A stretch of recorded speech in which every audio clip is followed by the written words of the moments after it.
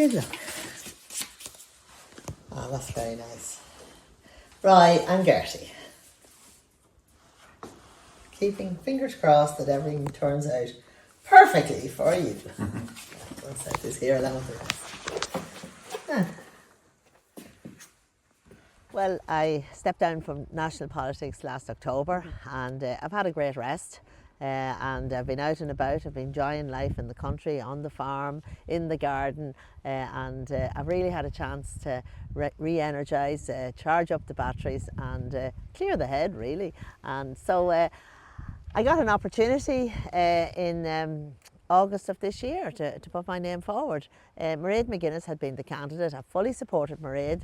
She's my neighbour in the next county. I'm very friendly with her, and she decided then she wasn't going to run, and I got an opportunity. And everything in life sometimes is about timing, and things happen for a reason. I got the chance and I took it, and I'm putting myself forward as a president for all of the people, for all of this country, and also a president that has loads of energy because I've had a great rest. And tell me, why should somebody vote for Heather Humphreys in this race? I want to be a president that represents unity. There's a lot of division in the society in which we live and in the world. I want to bring people together.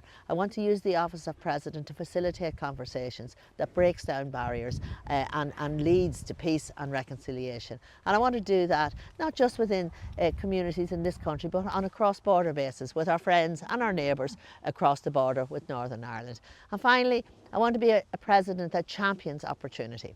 This country gave me a wonderful opportunity, and I want to encourage young people to try and take up the opportunities and let them be themselves, let them fulfil their potential and give them confidence and speak to them and tell them my story and inspire them.